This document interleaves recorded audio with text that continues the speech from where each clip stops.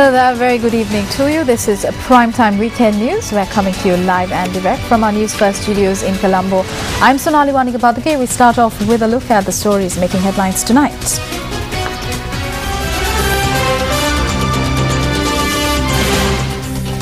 Bilateral discussions held between heads of state of Sri Lanka and Iran.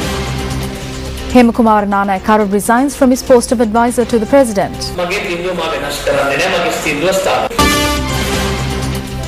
Survey reveals that there are dengue mosquito breeding grounds present in 10 out of every 100 homes. On to the stories in detail. Former Minister Hemakumara Nanayakkara has resigned from his post as Presidential Advisor on Agricultural Development Affairs. He points out that the current government is implementing policies which are against the farmer community. Former Minister Hemakumara Nanayakkara expressed these views to News First about his decision to step down. මේ රටේ ජාතික කෘෂිකර්ම සංවර්ධනය විනාශ වෙන ආකාරයේ තීන්දුව. If the government is taking steps which will destroy national agricultural development, I can no longer remain a part of it. The government has taken several such decisions which are unfavorable to the farmer community. Therefore, I decided to step down from my post. I have done my part. I have already sent my letter of resignation to the president. I believe that he will accept it. Even if he does not accept it, I have already left. My decision will not change. We expected a huge boost in development activities by this government after the end of the war. However, they have acted in a manner that is against development, especially in the agricultural sector. Hemakumara Nanayakkara can no longer remain in such a position. I handed in my letter of resignation in protest against plans to construct an airport in the plot of land which currently houses the Kundasale Agricultural College as well as the seed farm. We will not comply with programs which do not benefit the people.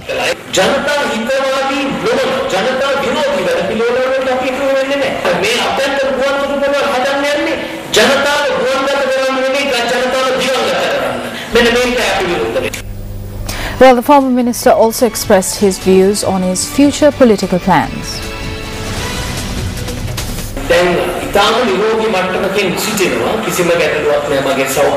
I am currently in a good health condition, therefore I will re-enter politics in order to raise a voice against injustice.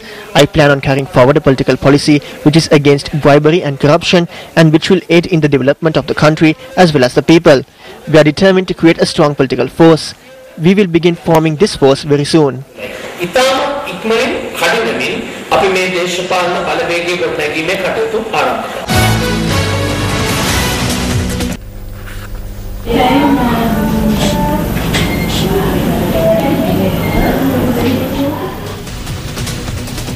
Well, that was the mother of a child who is currently receiving treatment for dengue.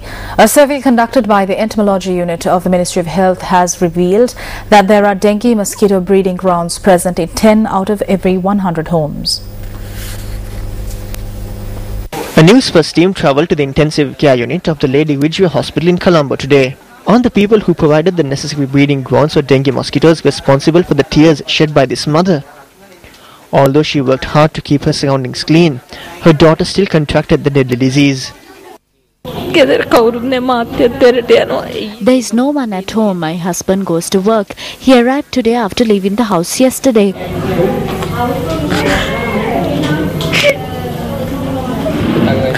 My son is sitting for the ordinary level exam this year. I have no chance of looking into his needs. Dengue patients between the ages of 4 and 11 years are currently receiving treatment at the intensive care unit of the Lady Vijaya Hospital.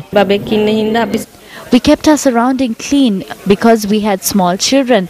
If the others had also done the same, we would not be facing these difficulties. I have had to refrain from going to work for nearly a week as I have to look after this child.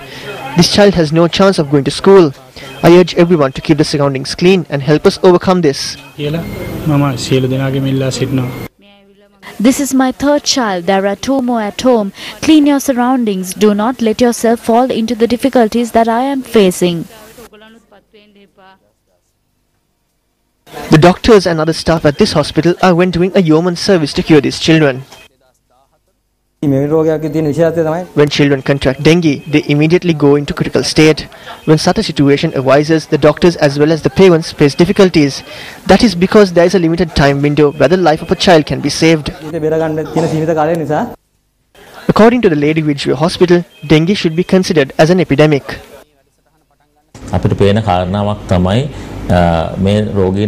We have noticed that most of the patients come from low-income families. So when such a child is admitted, their parents have to commit themselves fully to his or her care. Their day-to-day activities will come to a standstill. Therefore, we should think of the dengue disease as a national epidemic and take measures to eradicate it.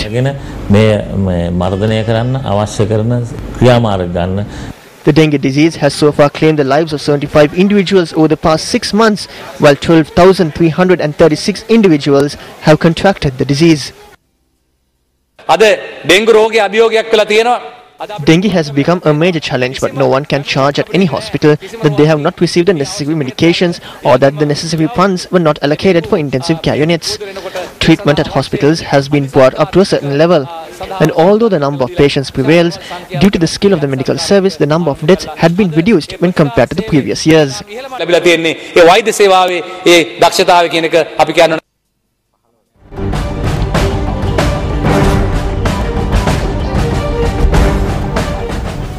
President Mahinda Rajapaksa engaged in bilateral discussions with several heads of state on the sidelines of the Rio Plus20 summit in Brazil yesterday as well.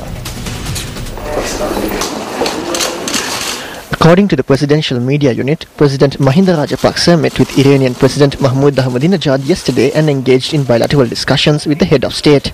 The two presidents had discussed the progress of the Umar oil project, which is being carried out with Iranian assistance, as well as the current progress of the Sapuraskanda oil refinery's expansion project. President Mahinda Rajapaksa and his Iranian counterpart had also discussed the importance of strengthening the non-aligned movement.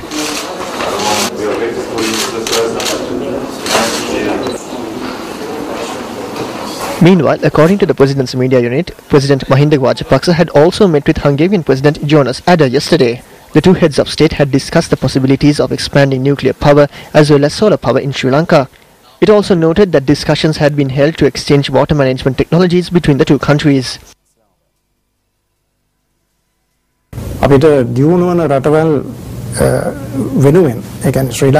President Mahinda Rajapaksa had the opportunity to raise a clear voice for the benefit of all developing countries, not just Sri Lanka. The president was also able to meet with several heads of states, and the bilateral discussions held between them proved very useful for the country.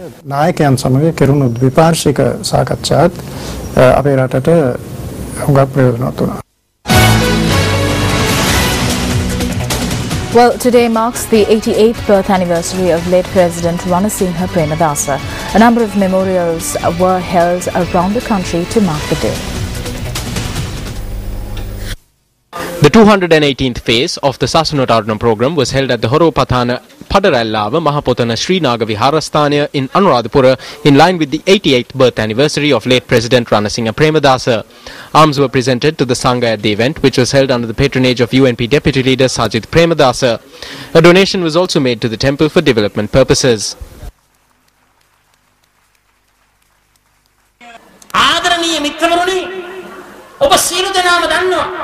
Everyone knows how President Ranasinghe Premadasa acted to secure a good livelihood for the farmers who battle with the elements. If Ranasinghe Premadasa was alive today, farmers will not be on the streets demanding for concessions. As his son, I would like to proudly state that he will no doubt treat the farmers like the kings of this country and provide them with solutions.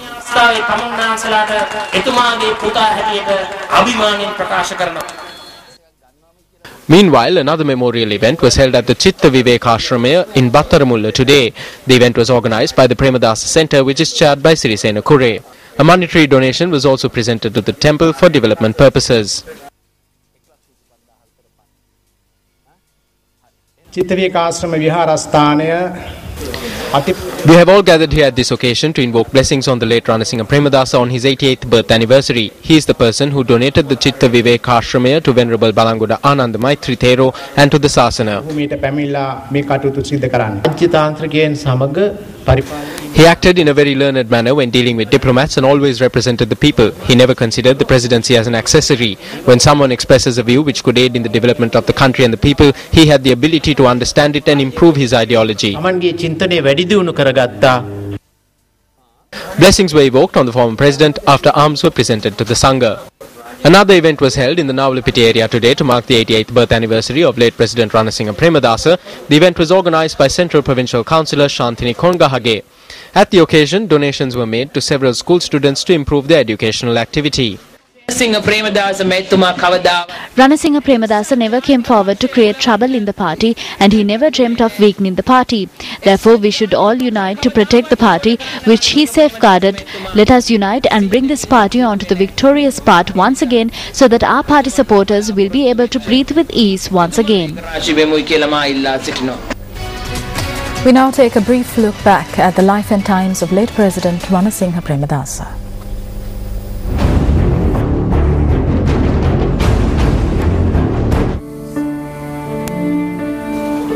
Ranasinghe Premadasa, who was born on the 23rd of June 1924, was elected to Parliament in 1965, representing Central Colombo. He rendered a yeoman service to the people while serving as a minister, parliamentary leader, prime minister and also president. He was sworn in as the third president of Sri Lanka on the 2nd of January 1989. He was the second executive president in the country. He was the founder of the Gamudava concept and was also recognized by the UN for his universal housing air concept. President Ranasinghe Premadasa died while attending a May Day rally on the 1st of May 1993. His legacy is still remembered 18 years after his death.